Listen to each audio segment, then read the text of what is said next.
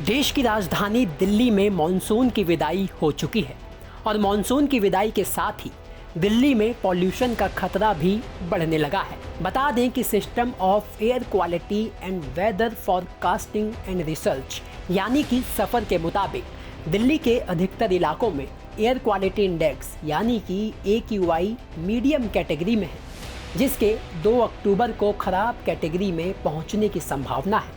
यानी कि अगले कुछ दिनों में दिल्ली की हवा और ख़राब हो सकती है, जिससे निपटने के लिए केजरीवाल सरकार ने राजधानी दिल्ली में 1 अक्टूबर यानी कि कल से ग्रेडेड रिस्पॉन्स एक्शन प्लान लागू करने की तैयारी कर ली है, जिसके तहत दिल्ली में कई पाबंदियां लगा दी जाएंगी।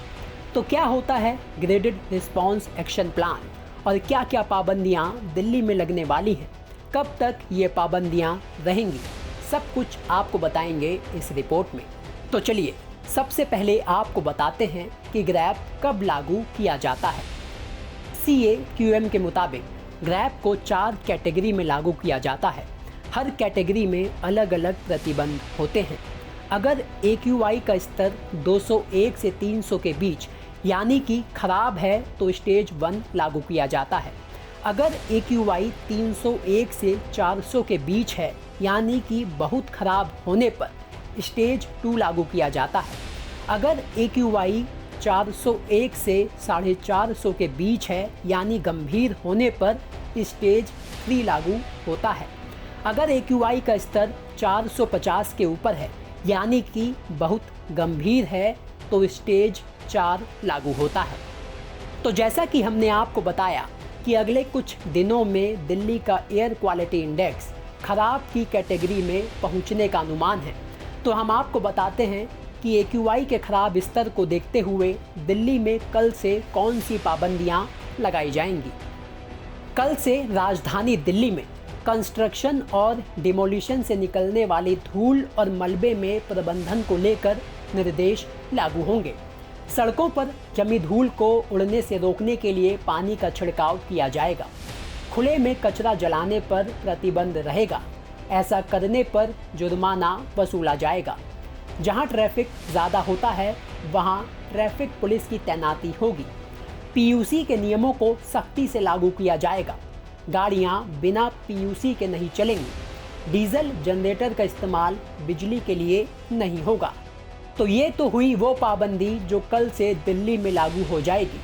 अब आपको ये भी बता देते हैं कि अगर दिल्ली की हवा बहुत ख़राब कैटेगरी में पहुंच जाती है तो और क्या पाबंदियां लगा दी जाएंगी। दिल्ली में प्रदूषण का स्तर बहुत ख़राब होने पर हर दिन सड़कों की सफाई होगी। हर दूसरे दिन पानी का छिड़काव किया जाएगा। होटल या रेस्टोरेंट में कोयले या तंदूर का इस्तेमाल नहीं होगा। अस्पतालों, रेल सर्विस, मेट्रो सर्विस जैसी जगहों को छोड़कर कहीं और डीजल जनरेटर का इस्तेमाल नहीं होगा। लोग पब्लिक ट्रांसपोर्ट का ज़्यादा से ज़्यादा इस्तेमाल करें। इसके लिए पार्किंग फ़ीस बढ़ा दी जाएगी। इलेक्ट्रिक या CNG बसें और मेट्रो सर्विस के फेरे बढ़ाए जाएंगे। तो वहीं दिल्ली में प्रदूषण का स्तर गंभीर कैटेगरी में पहुंचने पर अस्पताल, रेल सर्विस, मेट्रो सर्विस जैसी कुछ जगहों को छोड़कर पूरे दिल्ली NCR में कंस्ट्रक्शन और डिमोलिशन एक्टिविटी बंद हो जाएगी। ईंधन पर नहीं चलने वाली इंडस्ट्रियां भी बंद हो जाएंगी। मिल्क डेयरी यूनिट, दवा और मेडिसिन बनाने वाली इंडस्ट्रियां, फैक्ट्रियों को छूट रहेगी। दिल्ली NCR में माइनिंग भी बंद हो जाएगी। स्टोन क्रशर और ईंट भट्टियों का काम भी बंद हो जाएगा। BS3 पेट्रोल और BS4 डीजल पर चलने वाली कारों पर प्रतिबंध लग जाएगा। तो वहीं दिल्ली में पॉल्यूशन का स्तर बहुत गंभीर कैटेगरी में पहुंचने पर दिल्ली में ट्रकों की एंट्री बंद हो जाएगी। सिर्फ ज़रूरी सामान लाने ले जाने वाले ट्रक आ जा सकेंगे। दिल्ली में रजिस्टर्ड मीडियम और हैवी गुड व्हीकल्स के चलने पर प्रतिबंध लग जाएगा। दिल्ली में रजिस्टर्ड डीजल से चलने वाली कारों पर प्रतिबंध रहेगा। सिर्फ BS6 इंजन गाड़ियों और ज़रूरी सेवा में लगी गाड़ियों को छूट रहेगी। इंडस्ट्री और फैक्ट्रियां बंद हो जाएंगी। कंस्ट्रक्शन और डिमोलिशन एक्टिविटी पर रोक रहेगी। सिर्फ हाईवे, सड़क, फ्लाईओवर, ब्रिज, पाइपलाइन बनाने का काम चलता रहेगा। एनसीआर में राज्य सरकार के दफ्तरों में सिर्फ 50% कर्मचारी ही आ सकेंगे, बाकी सब घर से काम करेंगे। स्कूल, कॉलेज या फिर शिक्षण संस्थान और गैर ज़रूरी कमर्शियल एक्टिविटी को बंद या चालू रखने पर सरकार फैसला लेगी। ये तो हुई बात पाबंदियों की। अब आपको बताते हैं कि इन पाबंदियों से बचने के लिए आपको किन बातों का खास ख्याल रखना ज़रूरी है।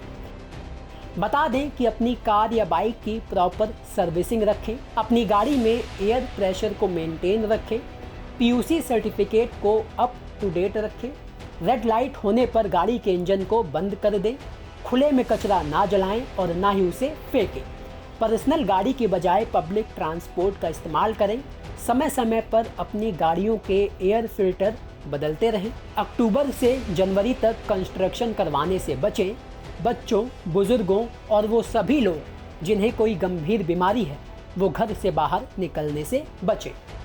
तो वहीं आपको ये भी बता दें कि दिल्ली में बढ़ते पॉल्यूशन की समस्या को देखते हुए केजरीवाल सरकार सख्त हो गई है।